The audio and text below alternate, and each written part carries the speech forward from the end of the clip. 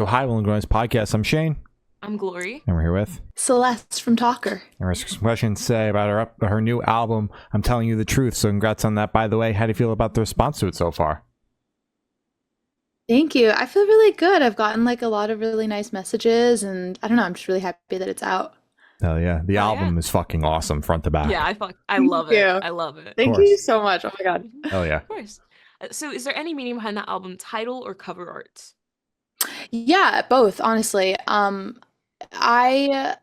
funny, I feel like the last like year or two of my life have been definitely kind of stepping into a new era and like a very honest one, and like I don't know if it's like the Saturn return or whatever it is, but it does feel like pertinent, and I just have been like really trying to be like my most honest self and my most authentic self, and like not be afraid of hard conversations and just really like lean into that. And with the cover art, I for a long time, like it's not unique to me, but like music and performing has obviously been the time when I've been able to be the most honest and say things that I maybe haven't been able to actually have conversations about with people. And so I kind of wanted to also lean into that a bit, like on all of the single art, like I literally like had a photo shoot with one of my best friends where I was like naked running around this venue that I work at, and like management was like, they're like, my drummer is the production manager there, and I was like, I have this like really weird concept, can I do it? And they were like, okay, yes, we will organize it when no one is like around. And he just like let us in and then sat upstairs until we were done. But it's like the one time that I have felt like super in my throughout my life where I've felt really vulnerable and been able to be honest. And so all of the cover art for all the singles and the album are like at the Regent, and I'm like naked and myself in that. But yeah, it was a kooky one, but I'm happy with how it turned out. Yeah, So. absolutely. Now, Wonderful. obviously, the album title is very on the nose with what you said and how you described it. So, putting out something that is so personal and so truthful, any sort of extra anxiety going into that? Because obviously, there's already nervousness, anxiety going into releasing music. So, is there anything additional with being so yourself and so open? I mean, yeah, there's a few lyrics on there. I like before there's a lyric in my song Easygoing that's like, I've never seen my parents kiss. And I mean, like, I called both of them before, like, the first time that I knew that they would hear that, you know? And there's a song, my song Old Enough is, about like a complicated friendship. And I had a conversation with that friend before I was gonna start, doing like anything around the song. Actually, like over a year ago, like when I had written it and knew that I wanted to put it on this record. And so definitely, it's facilitated some interesting conversations and like some important ones, honestly. But the thing about it is like it's all good. Like it all leads to this open dialogue. And I guess obviously like I've been lucky that the people have been receptive to having some of those conversations, but it's facilitated some conversations that just like maybe I wouldn't have had otherwise. Yeah, very very interesting that like you went out and like almost sought after those conversations. Like obviously it's the right thing to do, but not every artist that we talk to that has these deeply personal songs about people in their life are like, I also go and then have these conversations. So I respect that, and I think that's interesting as hell. Yeah, thank you. I mean, there's some that I didn't like. There's a handful of songs that are about like a long-term relationship that ended, and like I didn't like reach out to him or anything, for Yeah. example, but like the people that are still in my life where I'm like, this is going to be productive and important. Absolutely, hell yeah. Yeah, that's good. So can you tell us a little bit about your writing process for the album? Yeah, I mean, it was definitely, I did basically like half of it in LA and half of it in Nashville with a couple like one-offs. But I wrote a lot of it during a time when I was like kind of touring a lot and just like spending a lot of time in different places, which is like kind of why some of it ended up being done in Nashville. And a lot of it was collaborative with some of the people who ended up working on production as well. And it's interesting because it's not always like it hasn't always been this way for me, but in this album specifically, like I it's fitting for it being so personal and it like me trying to be more open and truthful and everything. Um, because a lot of them it was like we wrote them and did some sort of demo and then it was like cool, this is sick. I want to come back and like really like solidify the writing and production on it, but there weren't a lot of changes made from the initial day when I wrote it and we did a demo. Hmm. Hmm. So yeah, it kind of has all been for this album in particular, a lot of it was kind of all just like happening at once, and the lyrics would influence the vibe and the music, and vice versa. And yeah, kind of just building on itself. Gotcha. Hmm. So has it been like previous records where you're like not finishing songs in a day and like coming back and reworking things, whereas this one it was like basically the shell of the song was done before the day was over? Yeah, definitely more so for this album, and I've done some of that on past records as well. But I think almost all of them. There's a couple exceptions, but for the most part, it was like that. Gotcha. Mhm. Hell yeah. Sounds good. So what song off this album took the longest to write, and which one is your personal favorite? Oh, hard question. Um, I mean, I'm like thinking through. Well, I wrote the first track in Memory of My Feelings. That one probably took the longest to write because I wasn't sure. That was like I think maybe the first song. Was it the first song that I wrote? The first or the second song that I wrote for this record. I didn't know that I was writing an album. And I really was like, it was pretty soon coming out of like the last body of work that I'd put out, my like EP in Awe of Insignificance. And like you finish working on something and you're like, oh my God, I'm never gonna make anything good again. And like, I don't know who I am Yeah. artistically and all of this Yeah. shit, right? So I think it took the longest just because I didn't really know where I was going with it. Once we found it, it was like, oh, I love this. I'm excited. Let's move forward with this. But I think it was like two or three sessions working on this idea to finally like really get like the point and to like understand the framework of it. Um I don't know if I have a favorite, honestly. I mean, I love that song. That one like really like I feel like really emotional even listening to it now, even though I've had it in my life for so long. So I really love that one.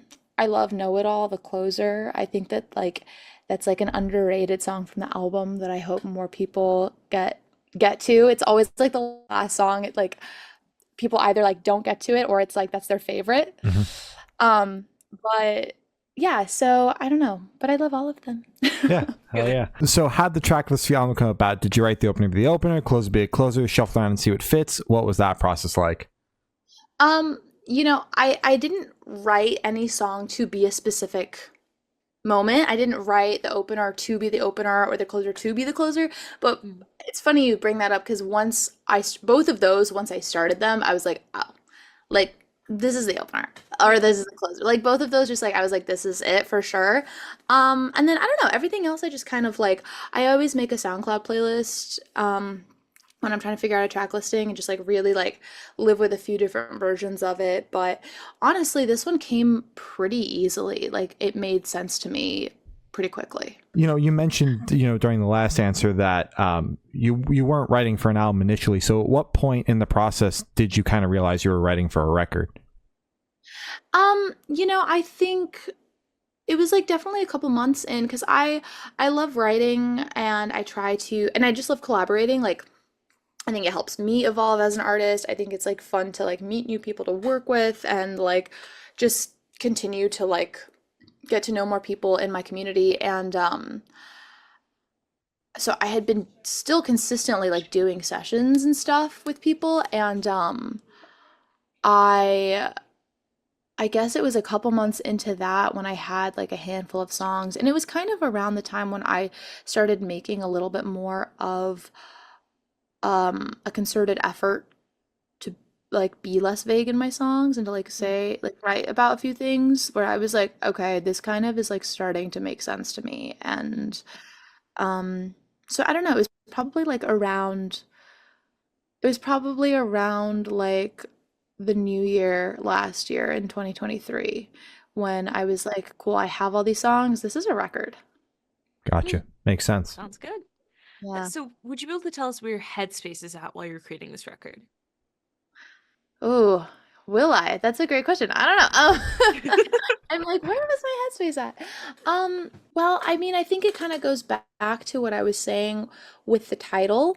Hmm. I think it was like a big era of self-discovery and a lot of change. And mind you, still in that, kind of in a different phase of it. Like, I definitely don't feel the same as I felt at that time necessarily, but like, I like had been in a relationship for 5 years that ended, and then I was like single for a while, and then I got into a new relationship that was like a year long, and at the same time I was like touring as Talker, not for the first time, but like definitely like the longest, and like I don't know, it felt like the most like legit touring I had done at Yeah. until that point. And so I was like meeting a lot of people and working with a lot of people and just like having just a lot of change, a lot of new experiences. And I'm still in that in like different ways now, but it was like I don't know, definitely just like a heavy transition period where I look back at it and I'm like, wow, that was just like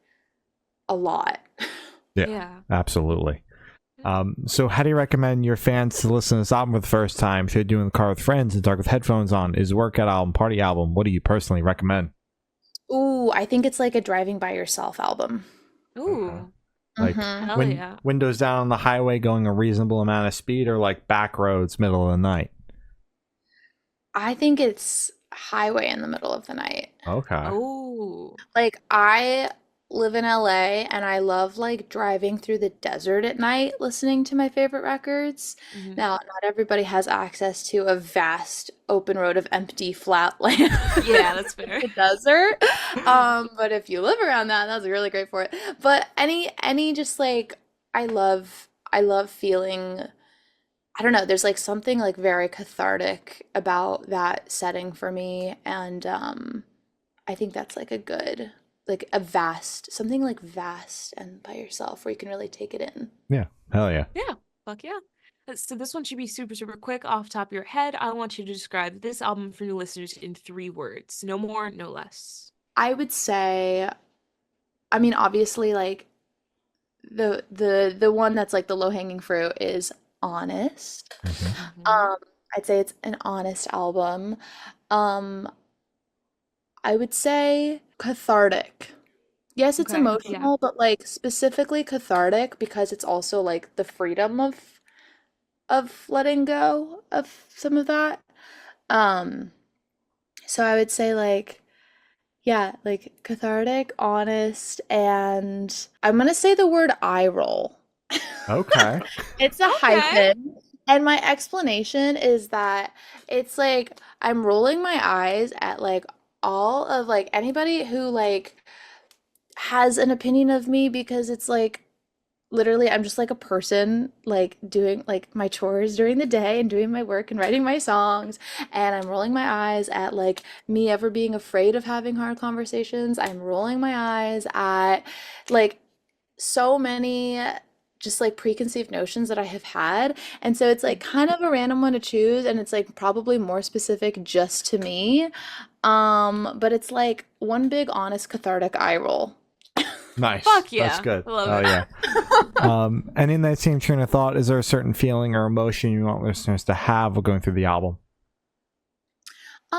I think just feeling, I mean, I think feeling like reflective, feeling nostalgic and like connected. Um, I do think that there are a lot of universal themes, like there's breakup songs, but there's also songs just about like your own identity and like how you act in relationships and friendships based on everything that you've experienced. And like everybody has some version of that. Yeah, Yeah, absolutely. yeah, for sure. So, are you able to talk about any particularly challenging or standout moments during the creation of this album, positive or negative? Yeah. Um, I mean, obviously, like I said, when I started with In Memory of My Feelings, I kind of, yeah, I didn't really know where I was taking it. So that took a minute to kick off. I mean, it's funny, a lot of it came really naturally. We I do feel like I pushed myself. I and my collaborators, we kind of pushed each other a lot, which was really cool.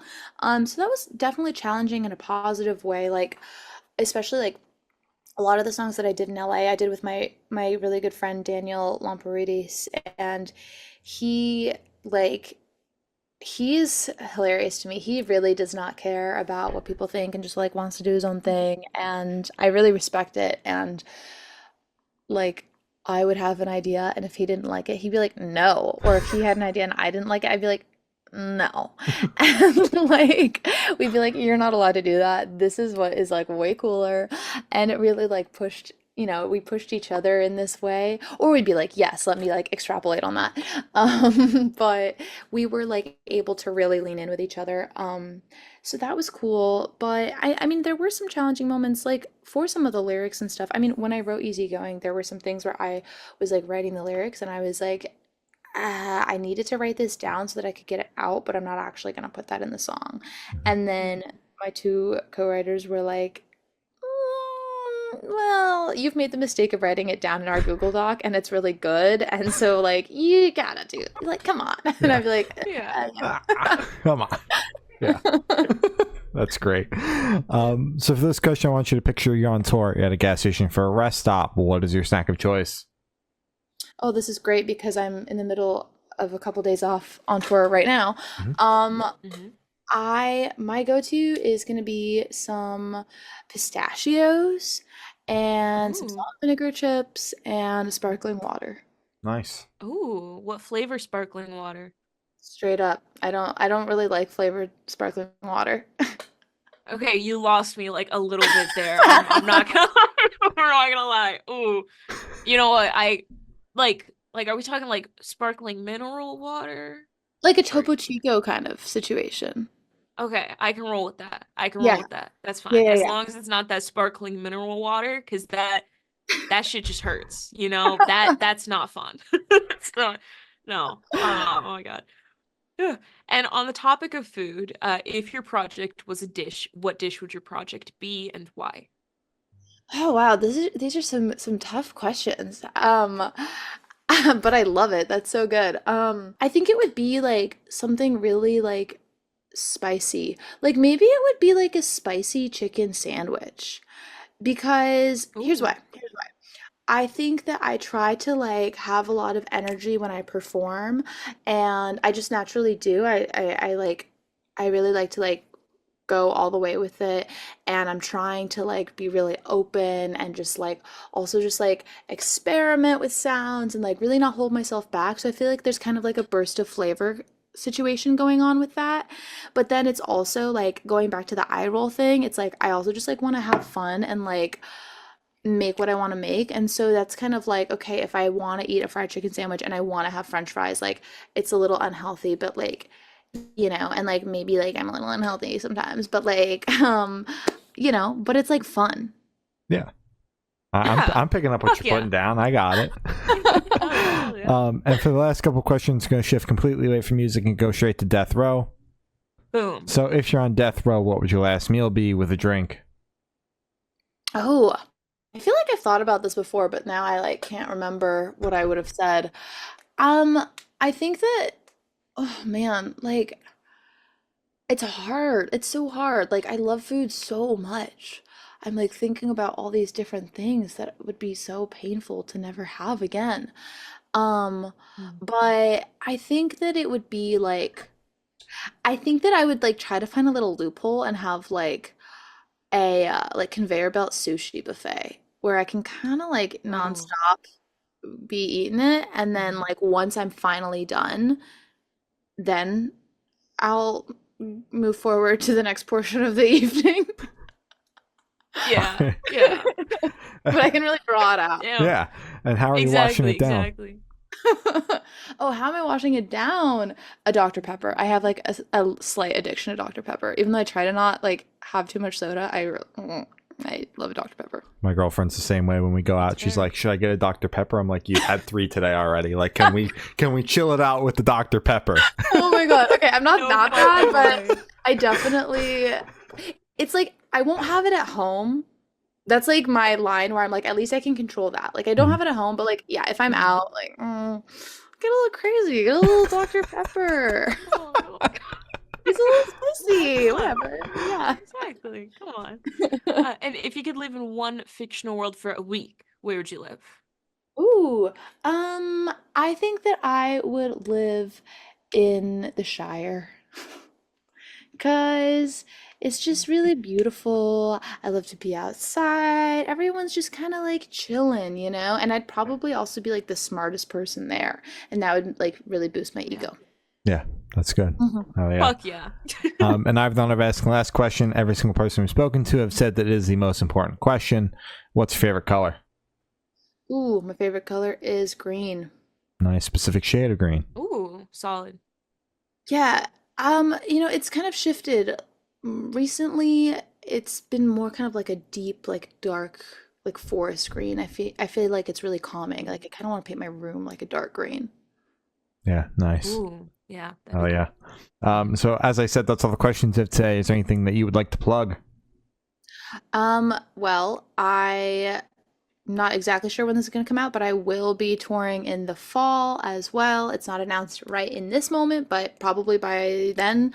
So I will be touring in the fall, so people can check out tour dates. It's going to be mostly East Coast since I'm in the middle of West Coast right now, and I'm putting out a bunch of different like alt versions and remixes of my record throughout the fall. So definitely listen to the album and all of those wherever. Hell yeah. All right. Well, thank you, Sal. It's been Talker, and we have been the Good Noise Podcast.